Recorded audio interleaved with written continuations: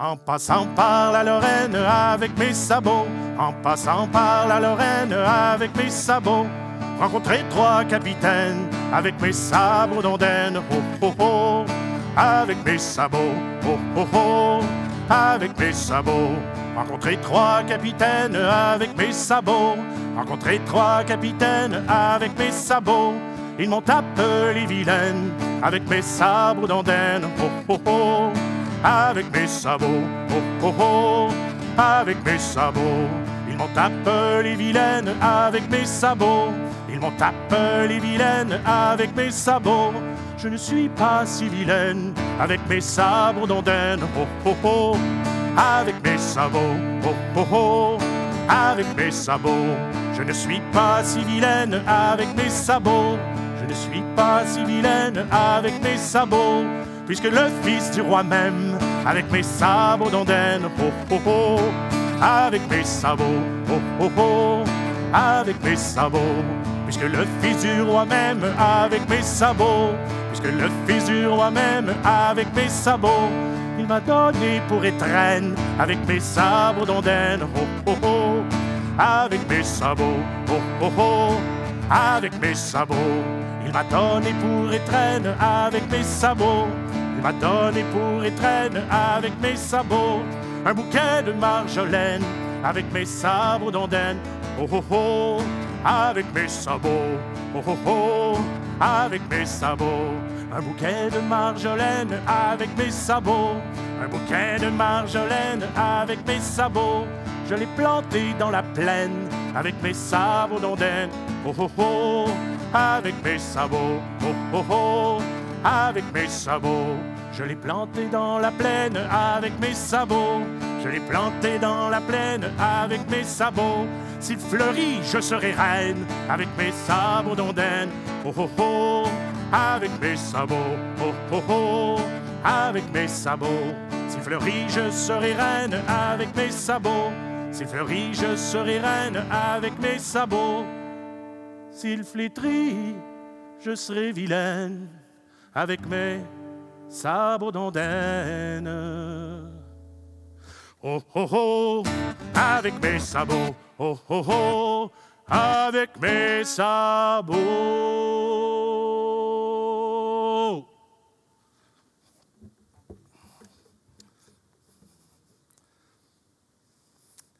Il s'appelle Fred. Peut-être que vous le connaissez, là. Fred, c'est quoi donc son nom de famille? Fred Lapoisse. Ah, il y en a une couple qui est déçue, hein? C'est pas ça que vous attendiez. Fred Lapoisse! Ouais, c'est pas son vrai nom, ça. C'est un surnom. Mais ça, j'y reviendrai. Fred, né Lalumière. Fred Lalumière. Ça, c'est un gars de la Rive-Sud, ici. Lévis, Pintante, ces eaux-là. Fred, c'est le 11e d'une famille de 16 enfants. Ça a grandi sur la terre. C'était cultivateur, le monde dans ce temps-là. Mais pas hier, pas avant-hier, même pas les années tranquilles, même pas les années folles. Bien avant ça, là, on est 2 siècles en avant, ou presque, là, le 19e. Grosse famille. Cultivateur. Quand Fred a eu 15 ans révolus, savez-vous c'est quoi ça, 15 ans révolus? Bien ça, révolu, là, ça veut dire que ça a fait le tour. Fait que ça veut dire 16 ans. Version longue, ça arrive. Quand il a eu 16 ans, on va faire ça simple, il est allé voir son père parce qu'il avait pensé à son affaire depuis un bout de temps. Son père était après traire les vaches. Il dit « Papa, hein? Papa! Oui, qu'est-ce qu'il y a, mon gars? » Il dit « Papa, la vie de cultivateur, c'est pas fait pour moi. Je suis pas capable, j'haïs ça. J'ai jonglé à ça, pensé à mon affaire, puis j'ai le goût de partir sur les chemins pour trouver mon destin. » Qu'est-ce que t'en dis? Ben, c'est ta vie, mon gars, hein? Bonne chance! Simple de même. L'amour d'un père de ce temps-là, hein? Bon, ça, c'est simple. Pourquoi que, tu sais, il n'a pas l'air plus ému que ça? Il a 16 enfants. Puis on le sait tous qu'on aime nos enfants égales. Mais quand on a 16, ça dilue l'amour un peu pour chacun de tes enfants. Il est allé voir sa mère pour faire ses adieux, racontant la même affaire. Elle l'a serré dans ses bras, une petite marque d'affection de plus.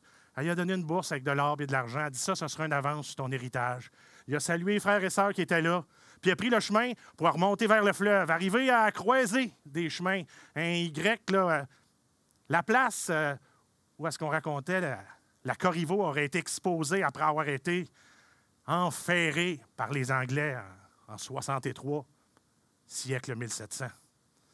Il regardait ça, je pars-tu vers l'ouest ou je pars vers l'est? Il dit, si je pars vers l'ouest, à un moment donné, je vais arriver puis ça parle anglais. Puis il dit, moi, je parle pas anglais. Puis il dit, à part de ça, Montréal, je suis déjà allé, puis pas si beau que ça. Non, je pars vers l'est, par là, je suis jamais allé. On va découvrir ce qui se passe. Il est parti, puis il a marché. Il a marché pendant plusieurs saisons. Puis il s'est essayé à l'apprentissage des métiers pour trouver son destin sur ce chemin-là. Il a essayé cordonnier. Il y a un homme qui a voulu le prendre dans son échoppe, mais Fred était affublé d'un mal rare. Presque une maladie, une tare, il y en a qui ne comprendront pas. Il était une des 8 personnes répertoriées dans l'histoire qui n'aimaient pas l'odeur du cuir neuf. Imaginez si ça se peut. Poursuivi son chemin, il a essayé boulanger. Il n'aimait pas les horaires. Ah non, ça se lève de bonne heure, un boulanger. Un boulanger, ça se lève à l'heure que le musicien puis le conteur n'est pas encore couché. Tu sais, le morning man de la radio, il fait la grasse nuit comparé au boulanger. Moi, je vais vous le dire, il faut que le pain soit prêt quand toi, tu te lèves. Ah, puis la farine, il trouvait ça collant avec de l'or. Il a continué forgeron, il a essayé ça. Il a essayé maréchal ferrant. Il se fait ruer. Il était tellement, à un moment donné, en manque d'argent qu'il s'est ramassé sur un cultivateur comme homme à tout faire. C'est vous dire s'il avait atteint le bout du bout. Puis il a continué de marcher, puis il est arrivé au bout de la route. Puis qu'est-ce qu'il y a au bout de la route? La Gaspésie. Puis là, en Gaspésie, si tu veux travailler, tu as 2 choix. Soit tu deviens pêcheur, soit tu ne travailles pas. Je m'excuse au monde de la Gaspésie, mais dans ce temps-là, on va se le dire, c'était pas mal ça. Il a trouvé un vieux pêcheur, ce qu'on appelle un vieux loup de mer, qui l'a pris, pas sous son aile, mais sous sa rame, et qui a montré le métier, qui l'a même accueilli chez lui. Pendant 1 an, il a fait parcourir le fleuve, l'estuaire, le golfe. Il a montré tous les trucs du métier, filet, à l'hameçon, à la ligne à la main, tout ce que tu veux. Puis il apprenait vite, puis il apprenait bien, puis il aimait ça. Il a peut-être trouvé son destin, pas sur le chemin, sur l'eau. Après d'1 an, le vieux il a dit, ben je t'ai assez vu, je pense que tu peux filer de tes propres ailes, voler, t'en aller, faire ce que tu veux, à l'anglaise, fais ce que tu veux, mais, excuse le jeune, mais moi, je prends ma retraite, j'ai le goût d'être seul. Si jamais tu te cherches une affaire, je vends tout mon stock de pêche. Il a pris ses dernières économies, ou presque, il a donné ça, la barque, tout ça, le gréement, c'était à lui. Et il restait juste à se trouver une place où habiter. C'était pas facile, parce que là, il y avait plus d'argent, il n'y avait presque rien. Bon, il y a un pêcheur qui a dit, regarde, là, en arrière, dans la cour, là, j'ai une chaîne à bois. Si tu veux, je ne mets plus de bois là, moi, installe-toi là. Mais là, pour les connaisseurs, une chaîne à bois, là, vous savez ce que c'est? C'est 3 murs puis un toit. Parce que là, tu mets du bois, il faut que tu aies accès. Et là, il y a juste 3 murs. Fait qu'il a fini ça, il a mis un 4e mur. Il s'est dit, fini le théâtre pour moi. Ou le théâtre commence, on ne sait pas. Mais il a été bon, il a mis une fenêtre puis une porte. Il n'a pas oublié, sinon ça aurait été un petit peu vide de sens. Il s'est installé là-dedans un lit, une bûche, puis un poêle. La bûche, c'était pour s'asseoir, c'était pour ne pas brûler. Il y avait du bois pour ça. Puis il s'est mis à aller tendre sa pêche à tous les jours que la vie lui apportait. Sauf le dimanche, sauf les fêtes religieuses, puis les jours fériés. Dans ce temps-là, il y en avait à peu près 120 dans l'année, incluant le carême. Mais bon.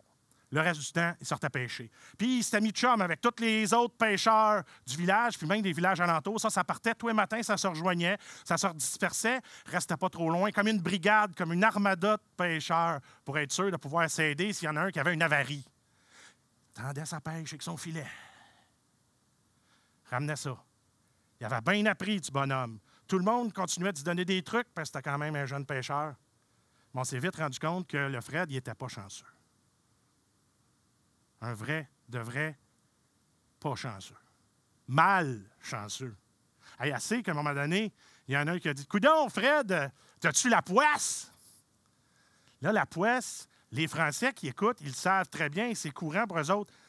de par ici, des fois, la poisse, c'est pas clair. Ça veut dire la malchance, mais c'est pas une malchance ordinaire, c'est une malchance qui te colle à la peau. Qui te colle à la peau et qui rentre jusqu'aux os. Tu peux plus t'en débarrasser. Même que dans les cours d'école, on raconte que la poisse, ça peut être contagieux, en tout cas. « Hey, Fred, la poisse, hein, t'as-tu la poisse? » Ça y a collé à la peau.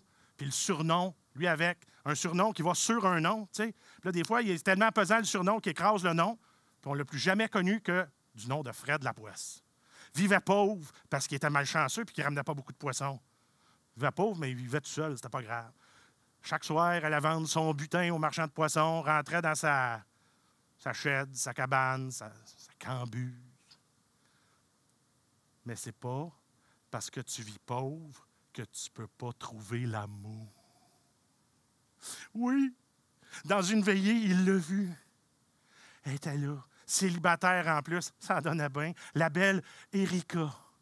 Il l'invitait à danser, elle a dit oui, ils se sont regardés, ils se sont aimés, ils se sont mariés. Des fois, il faut que je passe des bouts, on n'a pas 45 minutes. Hein?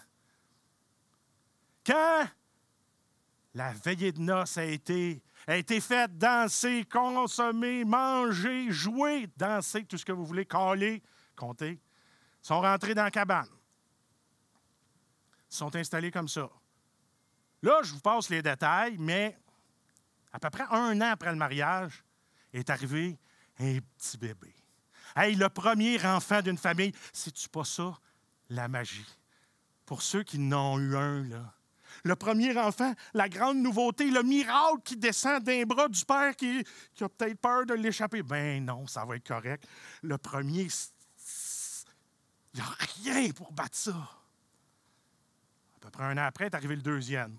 Bon, deuxième, c'est pas pire, mais la trail est tapée, puis la surprise est moins là. Il y en a-tu qui s'en doutent que je suis l'aîné de ma famille? Puis Fred continuait d'aller pêcher comme ça, mais jamais en ramenant plus de poissons. Il continuait de vivre pauvre. Un 3e enfant, un 4e, un 5e.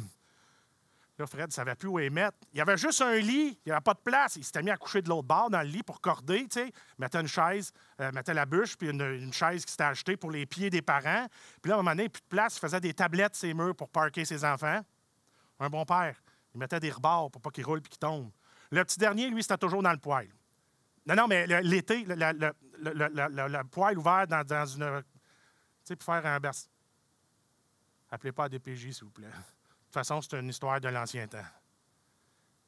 Quand le 6e est arrivé, Fred était découragé. Il ne savait pas comment il était pour le nourrir, l'habiller. Il ne savait pas où il était pour le mettre. Hey, à une saison, il a pogné à la grippe fort, là, puis il a été malade. Un moment, il a éternué, puis c'était tellement serré dans la maison qu'il y a 2 de ses enfants qui sont sortis par la fenêtre. Là, c'était rendu que la nuit, quand il y a quelqu'un qui voulait se revirer de bord, il fallait qu'il y en ait 2 qui se lèvent serrés, pas de place. Puis un soir de novembre, le 7e enfant est arrivé. Le 7e enfant. Puis Fred était découragé. Hey, pourtant, le 7e enfant, c'est l'enfant du don.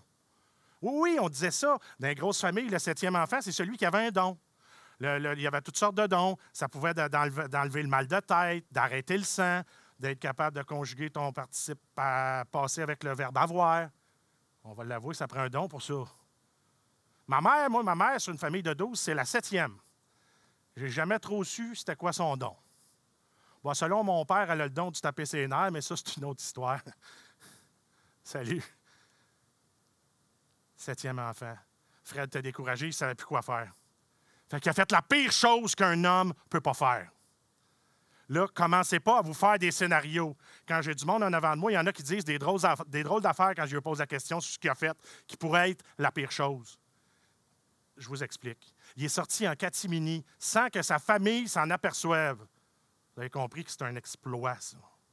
Il s'est faufilé chez le voisin, il a ramassé une poule noire qu'il a mis dans un sac, puis il est monté sur le chemin, un petit peu plus haut.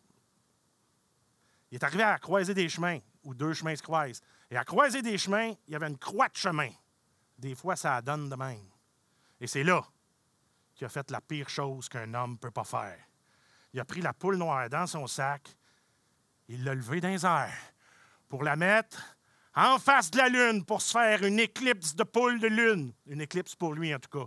C'est là qu'il a prononcé les paroles. « Satan! Me voilà ici pour faire un pacte avec toi. En échange de mon âme. Je veux des milliers de poissons par jour puis les richesses qui viennent avec. Une fois, deux fois, trois fois! Vendu! » Et là, il a séparé la poule en deux sans même qu'elle lâche un cri. Tout ce qu'il restait à faire, c'était de boire le sang de l'animal qui s'en écoulait. Ah, je le sais, vous trouvez ça dégueulasse, c'est dégoûtant. Mais lui, il a trouvé ça tellement dégueulasse. Il l'a vécu, il ne l'a pas juste entendu compter. Il est tombé d'un pomme. Il est tombé en pamoison. Il s'est évanoui. Pff, son âme est sortie de son corps, a décrit une ellipse, est rentré dans la terre et s'est mis à descendre son âme par des tunnels et des dédales. Et plus son âme descendait, plus il faisait chaud. Plus son âme descendait, plus ça sentait le souffle. Oui, il s'est retrouvé en enfer. Il y avait une cohorte là, de diabletins qui le tiraient, qui le poussaient, qui riaient, grinçaient, criaient, le pinçaient. Pincer une âme, il faut avoir de la dextérité. Jusqu'à temps que Fred se retrouve devant lui, là. On l'appelle Satan, Lucifer, Belzébuth, Memnoc, le malin, le diable, appelle-les comme tu voudras. C'est lui qui regarde le Fred. Comme ça, mon Fred, tu veux des milliers de poissons, les richesses qui viennent avec en échange de ton âme. T'es écœuré. Je suis tanné. Vous êtes tous pareils, les humains. Mais les richesses, tu donnes mon âme. J'ai signé 8 packs de même juste aujourd'hui, je suis tanné. Been there, done that, bought the T-shirt. Ce bout-là, Fred, il l'a pas compris. Une meilleure idée, mon Fred. À la place de ton âme, là, j'ai décidé que je vais te proposer de prendre celle de ton fils qui vient de venir au monde à soir et qui t'est si découragé. Je vais venir la chercher un soir de novembre anniversaire comme à soir. Pas cette année, pas dans 5 ans. À un moment donné, c'est-tu correct pour toi? Le contrat est apparu devant Fred. Lui, il n'a pas pensé. Il voulait juste sortir de là. Je ne sais pas si vous êtes déjà allé en enfer, mais ça a l'air que tu as juste une idée, c'est de sortir de là, puis au plus vite. Il s'est piqué le doigt de la main gauche, puis avec son sang, il a signé le contrat. Aussitôt que ça a été signé, son âme est repartie par le même tunnel qui est arrivé jusqu'à temps qu'elle arrive dans son corps au pied de la croix de chemin. Il s'est levé en criant « Non! Pas l'âme de mon fils! » Mais il était trop tard. Un pacte avec le diable, ça se fait, mais ça se défait pas. Non, je t'entends ici, là, t'engages-toi des bons avocats, puis ça ne donne rien, les avocats travaillent tous déjà pour le diable. L'avocat du diable, c'est pas juste une personne, là, c'est un regroupement. Le soleil se levait, fait qu'il a fait la seule affaire qu'il savait faire, il est allé pêcher. Il est arrivé le premier, les autres sont venus le rejoindre, puis quand ils sont arrivés, ils ont vu Fred qui se démenait contre son filet qui était gorgé de poissons, puis des plus beaux morceaux, puis de la plus belle espèce, puis des plus belles grosseurs, puis il rentrait ça dans sa chaloupe. Avant que l'Angélus du midi soit sonné, il était rentré à quai, la barque pleine de poissons. Tout le monde disait qu'il avait fait une pêche qu'on pourrait qualifier de, j'allais dire miraculeuse, vous autres aussi, mais c'est un pacte avec le diable. Tu ne peux pas mettre le mot miracle avec ça. Ça, c'est le département du bon Dieu. Bon, personne ne le sait qu'il l'a fait, fait que tout le monde pense que c'est miraculeux. On l'aide à décharger ça. Il arrive chez le marchand de poissons qui a les yeux ronds comme des grosses piastres. Il donne, en sortant sa grosse pièce d'argent, un montant que notre Fred n'a jamais vu pour toutes ces belles pièces-là. File à l'épicerie, ramasse de quoi faire un grand festin, un grand banquet. Il invite tous les pêcheurs et leurs familles. Ils sont 25 chez Fred. Il dresse une belle grande tablée dehors dans la cour. On est chanceux, c'est un soir de novembre où il faisait beau. On a festoyé. Puis le lendemain, il est allé pêcher. Puis encore. Puis il revenait comme ça, des demi-journées. Il s'est mis à faire 3 jours. L'argent rentrait. La première affaire qu'il s'est acheté avec son argent, une maison avec des chambres pour tout le monde. Puis le temps a continué comme ça. Puis à un moment donné, il sortait juste quand ça y tentait. Puis des fois, il ne pouvait pas sortir un été, puis c'était pas grave, il y avait de l'argent en masse. Coulait la belle vie pendant que ça continuait. À tous les soirs, il se berçait, fumait sa pipe, brassait son feu sur le bord de la fenêtre de la cuisine. Puis quand c'était l'anniversaire de son plus jeune, c'est drôle, il n'avait pas eu d'autres, sa femme puis lui. Là, ces soirs-là, il ne berçait pas, fumait pas, puis il ne touchait pas au feu, il attendait, puis il guettait. voir s'il n'y a pas quelqu'un qui cognerait à la porte pour venir réclamer son dû. Le soir que son fils a eu 16 ans, bang, bang, bang! Il n'a pas eu le temps de rien faire. Il est resté figé là, pas capable de bouger. Sa femme, elle ne comprenait pas parce que lui, c'était son affaire. C'était son affaire à lui d'aller répondre. « C'est vous, c'est moi qui réponds. » Chef de maison. « Qu'est-ce que tu fais? »« Ah, laisse faire, je vais y aller, dit-elle de sa belle voix de 26 ans de mariage. Elle est revenue, ça n'a pas été long. En lui demandant qu'est-ce qui se passait, qu'il y a un bonhomme qui venait réclamer son dû. « Y a-tu quelque chose que tu ne m'as pas dit, mon mari, sur un ton? » Qui n'aurait pas accepté que Fred lui dise non. Il a raconté l'âme de son fils, le pacte. Il s'est écroulé en larmes. Le poids de toutes ces années de silence puis de secret l'a écrasé. Mais sa femme, elle s'est bombée le torse, elle s'est relevée. Puis elle a dit « Laisse faire, je m'en occupe. » Elle est passée en mode « Maman ours défend ses petits. » Elle s'est mis un sourire enjôleur dans la figure, d'en face. Elle a traversé la place, puis elle est allée voir le diable en faisant la révérence. « Sire, mon diable, bienvenue chez nous. » Hey, le diable était surpris de se faire accueillir de même, parce qu'il savait qu'elle venait d'apprendre qu'elle perdait son petit dernier. « Si ça fait plaisir de vous avoir à la maison, vous, par qui toutes ces richesses sont arrivées, j'avais assez hâte de vous rencontrer, pas juste pour ça. Il y a aussi le monsieur le curé à la messe qui n'arrête pas de vanter vos mérites. Il nous dit que vous êtes pas mal beau. Il a raison. Hey, là, elle te le complimente. C'est vaniteux, le diable, hein, avec à côté, sur le cadre de porte. Il en perd un peu de sa méfiance. Hey, ça a l'air, à part de ça, que vous pouvez vous transformer en tout ce que vous voulez. C'est vrai que vous sentez bon. Hey, le diable. Oh, si vous n'étiez pas le diable, puis si je n'étais pas marié. Mais vous comprendrez, le diable, que notre petit dernier, là, bon, on va vous le dire, c'est pas mon préféré, mais on va s'ennuyer pareil. Nous laisseriez-vous un petit peu de temps avec à soir? Oh, pas de problème. On peut prendre, mettons, une coupe d'heure. Oh, pas de problème. Alors, comment qu'on va calculer le temps? Bon, regardez, mon diable, c'est à la table ici, il y a une chandelle. Quand la chandelle aura fini de se consumer d'elle-même, vous emmènerez l'âme de mon fils. Ça vous va-tu, ça? Ah, ouais. On peut-tu dire marché conclu? Le diable, il a pris la main, ils ont dit marché conclu. La face, il a changé à la bonne femme. Elle a ramassé la chandelle, elle a ouvert la porte du poêle, puis elle l'a mis dans le feu. Elle s'est carrément...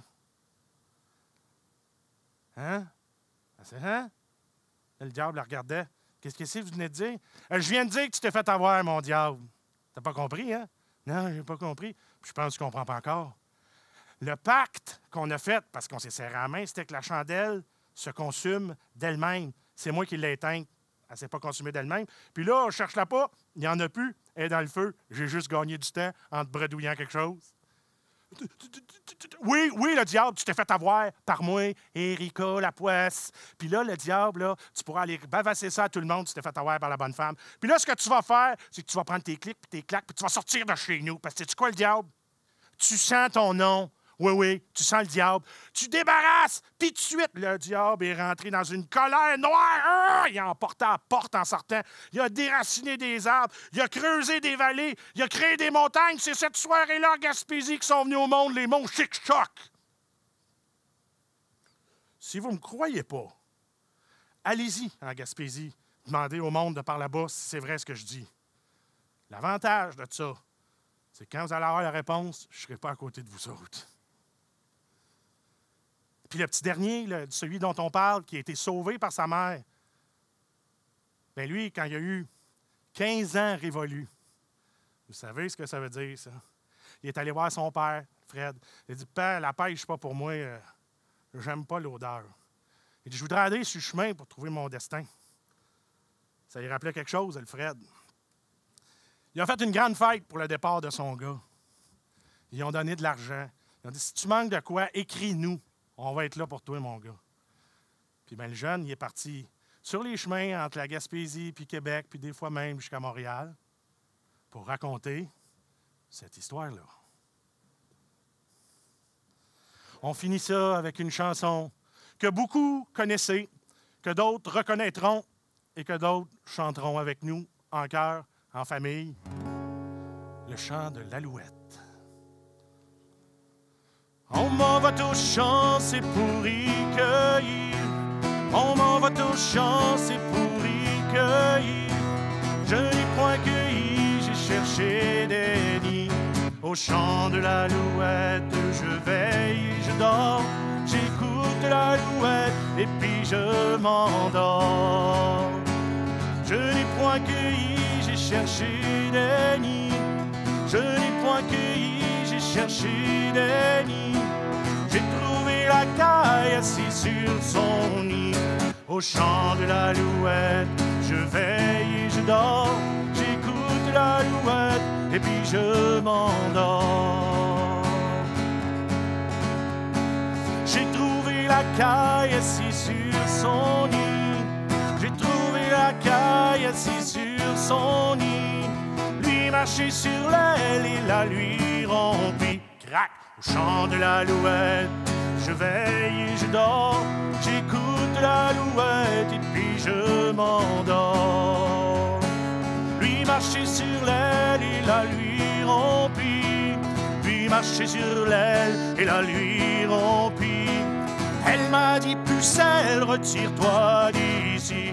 Au chant de l'alouette, je veille et je dors. J'écoute l'alouette et puis je m'endors. Elle m'a dit pucelle, retire-toi d'ici. Elle m'a dit pucelle, retire-toi d'ici. Je ne suis pas pucelle, que je lui répondis. Au chant de l'alouette, je veille et je dors. J'écoute l'alouette et puis je m'endors. Je ne suis pas pucelle, que je lui répondis. Je ne suis pas pucelle, que je lui répondis. Mais si tu te fais belle, nous serons amis. Au chant de l'alouette, je veille et je dors. J'écoute l'alouette et puis je m'endors. Au chant de l'alouette, je veille et je dors. J'écoute l'alouette et puis je m'endors. J'écoute les alouettes et puis je m'endors.